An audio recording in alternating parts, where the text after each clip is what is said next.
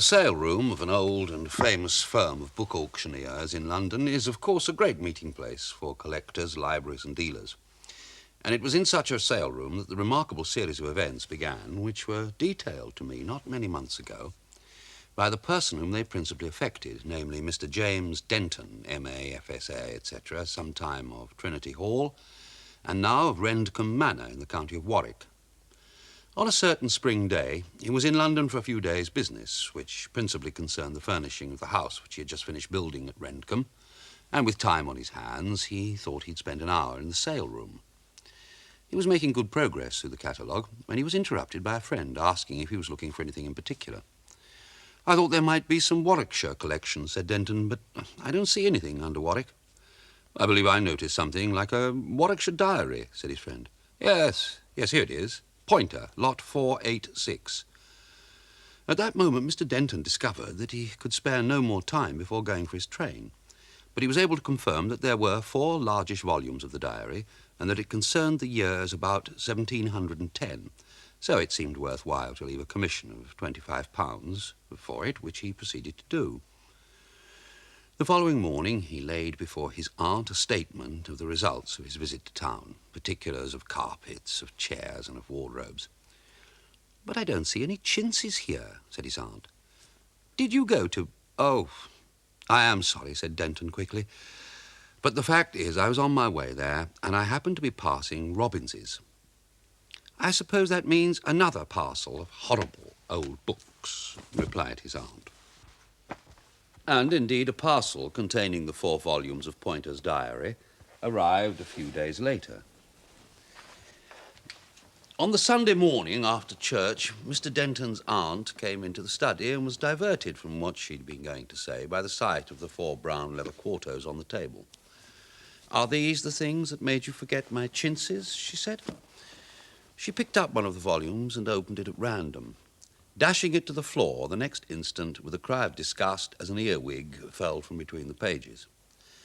But in picking it up, they noticed that the piece of pattern stuff had been fastened to one of the pages by an old-fashioned pin. James detached it and handed it to his aunt. Now, I don't know exactly what the fabric was, but it had a design printed upon it which completely fascinated Miss Denton. "It is a most charming pattern," she said. "Look how delightfully the lines ripple. It reminds one of hair. And then these knots of ribbon at intervals, they give just the relief of colour that's wanted.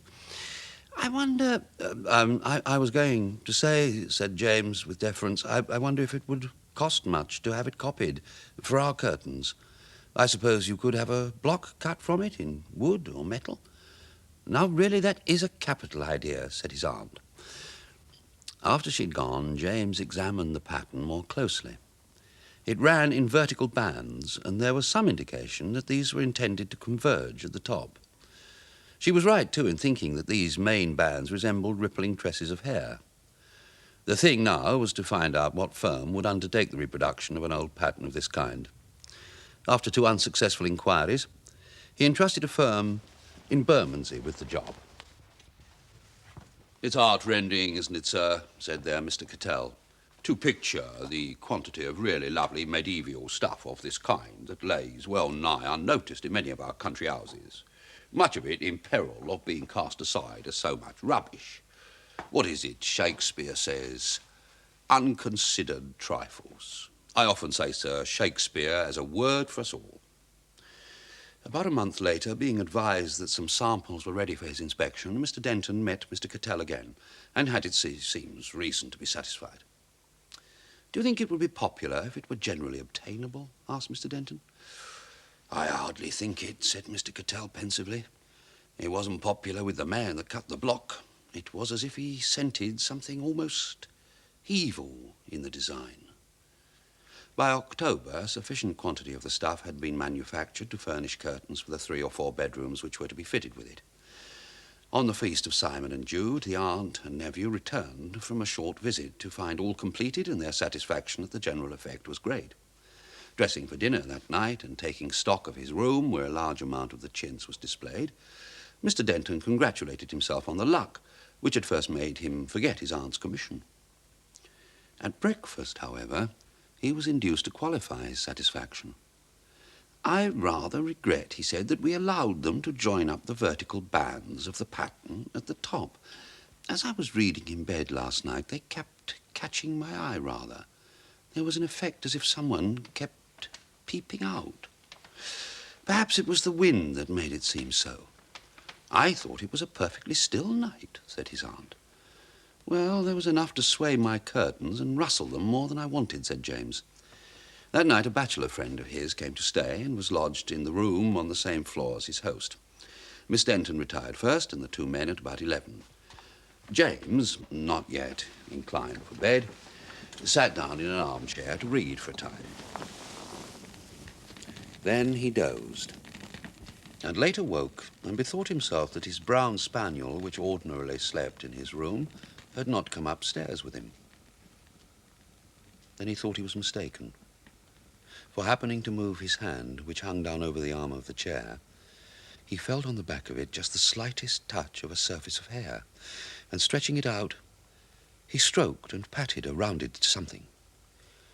But instead of a responsive movement, absolute stillness greeted his touch, making him look over the arm.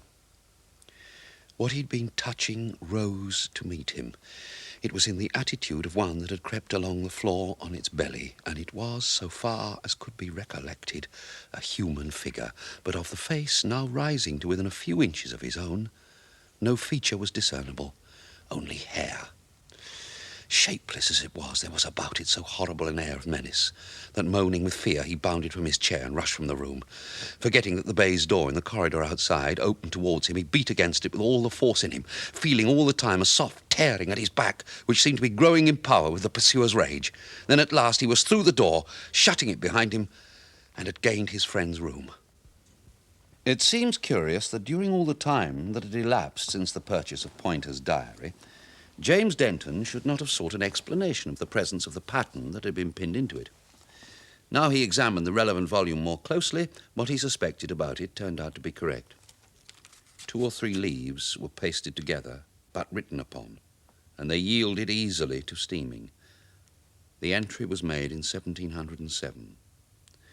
Old Mr. Casbury of Accrington told me this day much of young Sir Everard Charlett, whom he remembered commoner of University College. This Charlett was a personable young gent, but noted for his extravagancies, and if the full history of his debaucheries had been known, no doubt would have been expelled.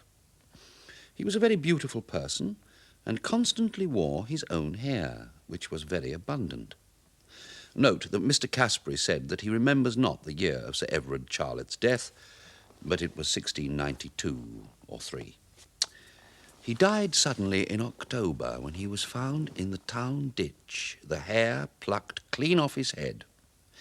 He was buried next night in St. Peter's in the East, but 2 years after, being moved to his country estate by his successor, it was said that the coffin proved quite full of hair. His chambers being afterwards stripped, Mr. Casbury came by part of the hangings of it, which 'twas said this Charlett had designed expressly for a memorial of his hair, giving the fellow that drew it a lock to work by, and the piece which I have fastened in here was parcel of the same which Mr. Casbury gave to me. He said he believed there was a subtlety in the drawing, but had never discovered it himself, nor much liked to pore upon it. The money spent upon the curtains might as well have been thrown into the fire, as they were. Mr. Cattell's comment upon what he heard of the story took the form of a quotation from Shakespeare. You may guess it without difficulty. It began with the words, "There are more things